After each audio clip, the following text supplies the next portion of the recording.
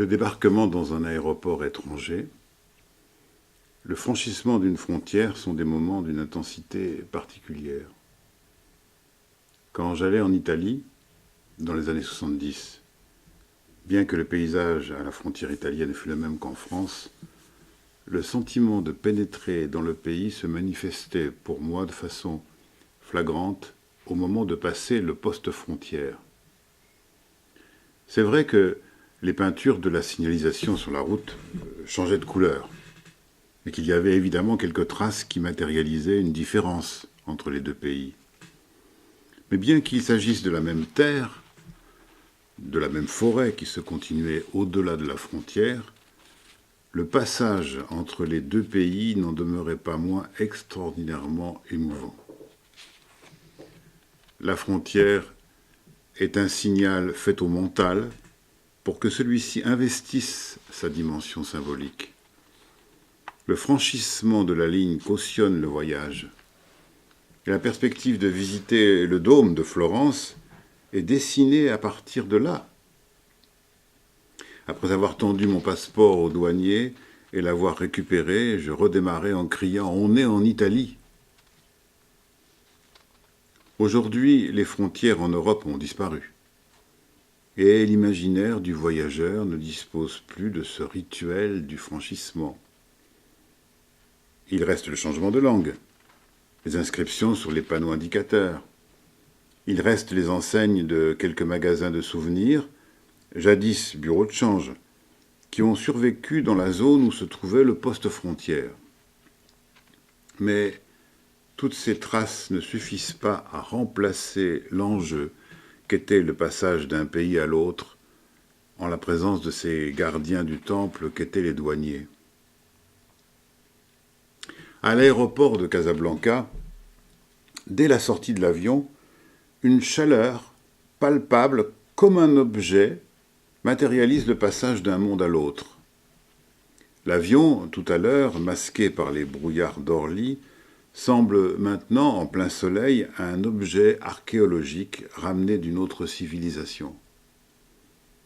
Tel un immense bijou étrusque, retrouvé dans la terre et dépoussiéré, on l'a déposé sur le béton de la piste pour être examiné par les archéologues. Je jouis des passages. Quand j'aperçois sur le bord de la route le panneau où est inscrit « Ligne de partage des eaux entre la Méditerranée et l'Atlantique », je réalise à ce moment-là ma subordination aux lois naturelles et je pressens l'existence de cette nombreuse famille organique et minérale dont mon corps fait partie. J'en ai toujours un frisson de plaisir, avec l'impression d'avoir une place dans l'univers. Les portes et leurs seuils sont elles aussi des endroits de forte charge émotive, à cause de leur propriété symbolique de passage entre un monde et un autre. Parce qu'une porte n'est pas qu'un élément mobilier, c'est aussi un mythe.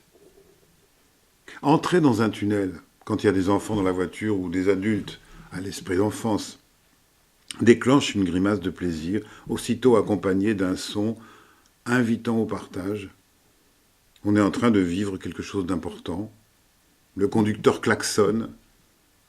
Le retour à la lumière à la sortie du tunnel est comme une déception, la fin d'une fugitive aventure.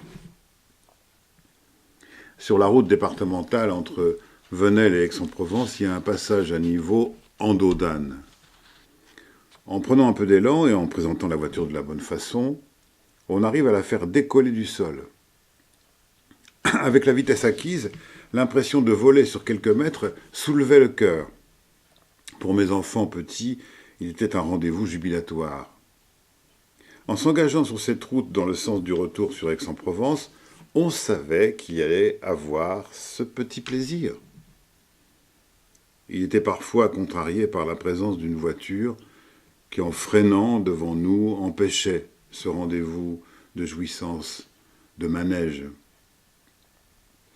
Quand les barrières du passage à niveau étaient fermées pour laisser le passage au train à Marseille-Briançon, le plaisir du dos d'âne, devenu impossible, était remplacé par celui de voir passer le train. Sortant d'une longue boucle, le convoi ralenti reprenait de la vitesse à cet endroit, avec sa grosse locomotive qui crachait la fumée noire de son moteur diesel. Ces machines doivent brûler du gasoil de mauvaise qualité pour fumer ainsi. Et enfant, je collectionnais des modèles réduits d'Inti Toys, et parmi ma collection d'engins militaires, il y avait la réplique d'un gros camion berlier, transport de troupes, qui en vrai, je l'avais vu sur la notice qui accompagnait le jouet, fonctionnait à toutes sortes de carburants, même du pétrole non raffiné. Et il devait produire une fumée noire, semblable à celle de la locomotive du Marseille-Briançon. La rudesse d'un moteur est une jouissance. C'est comme de posséder un cochon. Il mange tous les restes. Son estomac concasseur à détritus réjouit d'autant plus qu'il promet la saveur du jambon. La richesse du cochon associée à sa saleté est sans équivalent. Tout se mange chez lui, en tout cas l'homme a décidé que tout se mangeait. La première fois que j'ai goûté les pieds de cochon grillés avec tous ces os et des restes de poils attachés à la peau des pattes, j'ai eu l'impression d'être un chien qui peut tout dévorer. Parce que le porc est devenu un mythe, la place que prend dans les campagnes sa mort rituelle est beaucoup plus importante que la simple perspective de satisfaire des besoins alimentaires. On convoque les voisins, on va tuer le cochon. Les femmes font chauffer de l'eau dans de gros chaudrons. La vapeur de l'eau qui bout se mélange à la fumée du feu que les hommes ont allumé. L'eau va servir à nettoyer les tripes et les boyaux récupérés dans l'animal qui seront ensuite remplis de sang caillé pour faire le boudin. Le feu, on va y jeter d'abord le cochon fraîchement égorgé pour brûler ses poils et cautériser sa peau afin de la désinfecter. Les coqs, les poules, même les chiens se taisent. Ils se tiennent tranquilles, à l'écart. Ils ont encore dans la tête les cris de la bête qu'on égorge, la vision des soubresauts du cochon qui se vide de son sang. L'homme, en tuant pour se nourrir, rejoint à cette occasion l'animal prédateur qui chasse et tue pour vivre. La part civilisée se manifeste alors par le soin qu'il prend à prévoir l'utilisation de tous les morceaux du cochon. Rien, ou presque, ne sera jeté aux chiens, qui obtiennent beaucoup plus des restes d'un banquet de famille que de ce sanglant abattage. La mère de Stéphane Koziak, ukrainienne, émigrée en France avec son mari, avait trouvé du travail en Lorraine à cause des mines de fer et de la sidérurgie, dans la vallée de la Fensch. Son mari décédé, c'était elle qui élevait le cochon. Son fils m'avait invité dans leur maison de Famec. J'avais assisté dans la journée au sacrifice. Dans la chambre où je dormais pour une nuit était installé un immense congélateur. Les quartiers du cochon découpés y avaient été entassés, tout près de mon lit, serrés les uns contre les autres pour permettre d'enfermer l'immense couvercle. La lumière verte était doublée de celle d'un voyant orange qui signalait l'effort de surgélation demandé à l'appareil. Le bruit lancinant du compresseur agaça mon sommeil. Mais j'avais pris une part de cette jouissance ordinaire que vivaient ces ouvriers de devin d'ailes. Ils cultivaient leur jardin potager, élevaient leurs poules et engraissaient le cochon que je les avais vus tuer. J'avais cru voir dans leurs yeux la lueur de l'instinct du fauve qui attrape sa proie à la terrasse, la tue et la traîne à l'écart pour la dévorer. Mais j'avais vu aussi la paix de celui qui est rassuré parce qu'il sait qu'il ne manquera de rien. Le congélateur était plein pour l'hiver. J'avais en même temps pris conscience de toutes ces traditions de salaison qui donnent ces jambons fumés, pendus, accrochés aux poutres près des cheminées. Ils sont la promesse réjouissante de nourriture, toujours visible des habitants de la maison et de leurs visiteurs.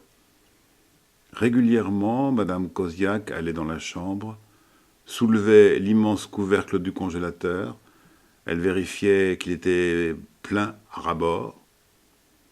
C'est un plaisir de voir son placard rempli de pâtes, de sucre, de conserves, de riz de lentilles, de haricots rouges, et là-bas, dans le cellier, de savoir qu'il y a une réserve de pommes de terre. Mon petit frère Jean-Marie, quand il s'était servi une part de la quiche familiale toute chaude, à peine sortie du four, se levait de table et avant même que personne d'autre que lui ne soit servi, allait mettre tout le reste dans le frigidaire. Il en refermait la porte en prononçant cette phrase définitive. « C'est pour demain ». Il devait avoir 4 ou 5 ans. Quand je me promène dans la campagne, je me réjouis de voir les tas de bois empilés pour l'hiver. Ils recouvrent parfois complètement un des murs extérieurs des maisons. Toutes ces dispositions qu'on prend au beau jour pour ne pas avoir froid pendant les mauvais font partie des plaisirs d'anticipation. Enfant, quand le camion nous livrait les boulets d'anthracite au début de l'automne, je scrutais les livreurs tout recouverts de poussière de charbon qui transportaient les sacs sur leur dos depuis la plateforme de leur camion jusqu'au soupirail de notre cave. Ils les lâchaient si habilement que les sacs éclataient exactement dans l'axe du trou, libérant d'un coup leur contenu qui s'engouffrait à l'intérieur de la cave. J'entendais avec jubilation le bruit des boulets qui roulaient puis s'accumulaient en formant un tas noir qui se distinguait à peine des murs noirs, eux aussi, à force de livraison. Je ne pouvais pas m'empêcher, malgré la poussière, d'ouvrir la porte de la cave pour vérifier que le cône de charbon luisant grossissait bien à chaque largage. J'étais réjoui, au cœur de l'automne, de la chaleur promise par ce tas. Je sentais par anticipation la chaleur de mon pyjama mis sur le radiateur brûlant avant de l'enfiler. Je voyais le givre sur les fenêtres du couloir. Je m'imaginais à l'intérieur de ce morceau d'été qu'est l'intérieur d'une maison chauffée.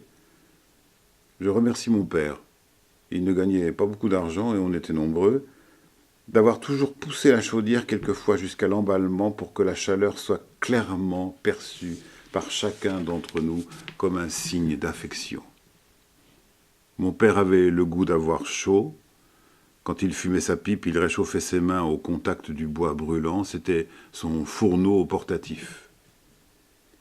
La sensation explicite du chaud dans une maison est ressentie à 2 degrés Celsius au-dessus de la température raisonnable.